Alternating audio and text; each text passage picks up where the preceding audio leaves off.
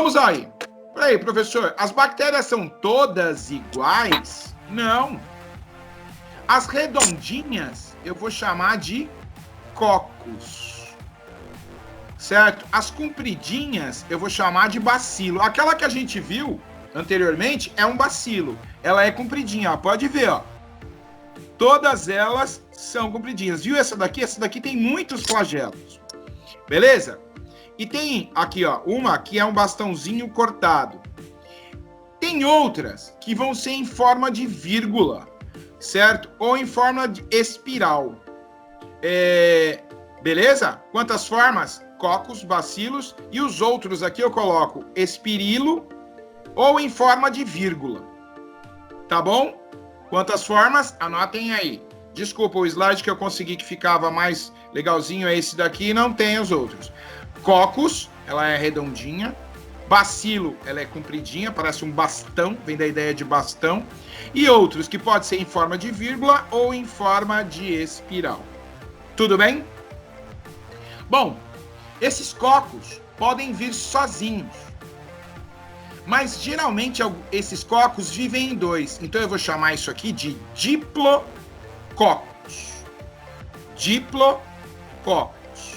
Certo? Diplo, de dois. Diplococos. Streptococcus.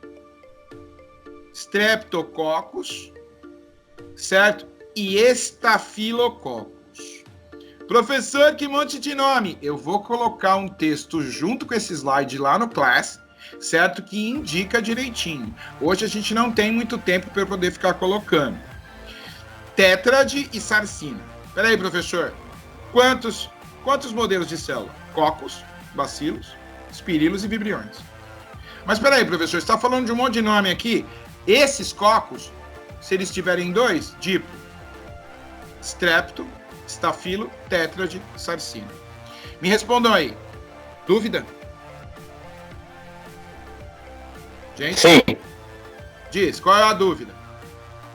Qual que é os dois últimos? Perdão, me enrosquei aqui.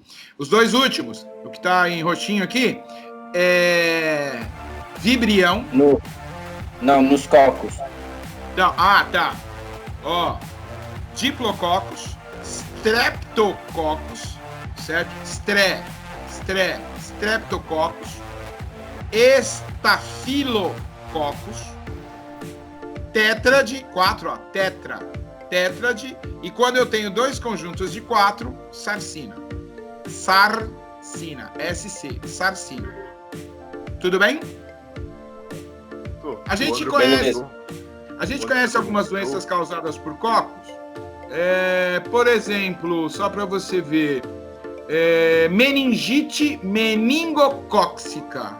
É um carinha desse aqui, ó, que causa a doença lá, certo?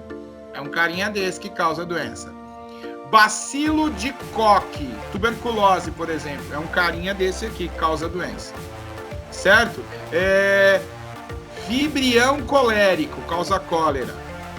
Espiroqueta, leptospirose, são bactérias e a gente entende bastante essas bactérias pelas formas, né? A forma geométrica dela, redondinha, cocos, bacilos e espirilos. Eu vou voltar à aula, fiquem tranquilos, tá? Reprodução assexuada. As bactérias fazem isso? Fazem. Como que elas fazem? Ó, tem uma bactériazinha aqui, ela pega o materialzinho genético dela e duplica. Onde tinha um aspiralzinho desse, vai ter dois. O que ela faz? Joga dois, certo? O plasmídio, para quem perguntou, é o cara que vai fazer essa construção aqui, ó.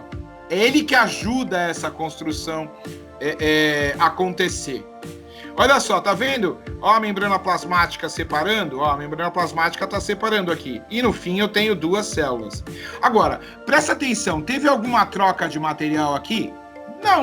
Não teve troca de material. Ele simplesmente se duplicou e dividiu. Se ele duplicou e não trocou informação com ninguém, as duas informações que apareceram, certo? São iguais. Portanto, essas duas bactérias são clones uma da outra, são irmãs gêmeas. Reprodução assexuada. Como é o nome dessa reprodução? repartição. A reprodução sexuada tem um jeito de fazer, tem vários outros, mas esse é o mais comum. Olha só, presta atenção, essa bactéria, perguntou do plasmídio, vou falar dele. Ó, aqui, ó, uma bactériazinha aqui, à esquerda, tem o DNAzinho dela circular aqui, eu nem escrevi, tem a setinha, mas eu não escrevi, e tem o plasmídio. Sabe o que ela faz? Ela monta um tubinho, certo? Tá vendo? Ó, ela estica a membrana plasmática dela e monta um tubinho até alcançar a outra célula, certo? A outra bactéria. A gente chama de bactéria macho e bactéria fêmea, só para vocês poderem entender. Percebeu que quando as duas estão ligadas, certo? Ela vai começar a fazer, ela vai duplicar o plasmídio dela, ó, tá vendo?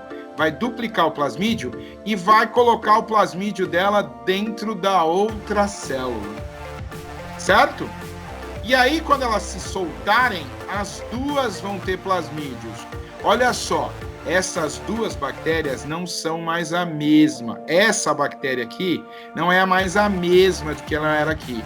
Mas ela não é mais a mesma por quê? Porque ela recebeu uma carga genética sempre na troca. Ela não pode dar o cromossomo dela, ela dá o plasmídio. O plasmídio vai fazer o quê? Reconstruir parte disso daqui numa ideia posterior. Agora aqui, ó, vou mostrar para vocês aqui um quadro de algumas doenças bacterianas.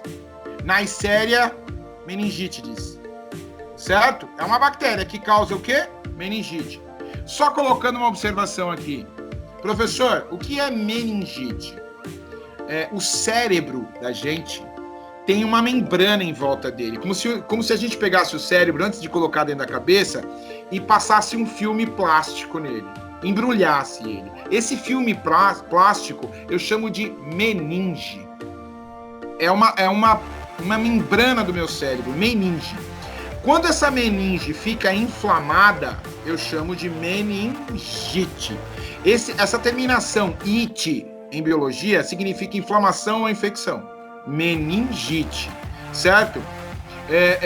Otite, sinusite, rinite, certo? São sempre o quê? Doenças.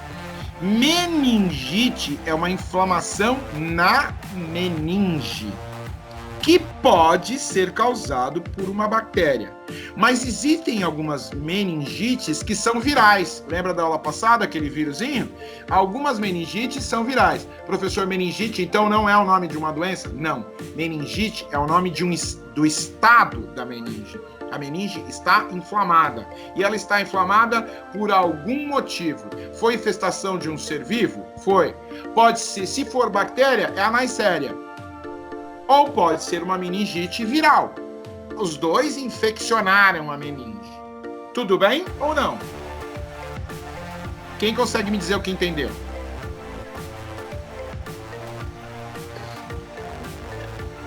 Repete. Meningite é o que, gente?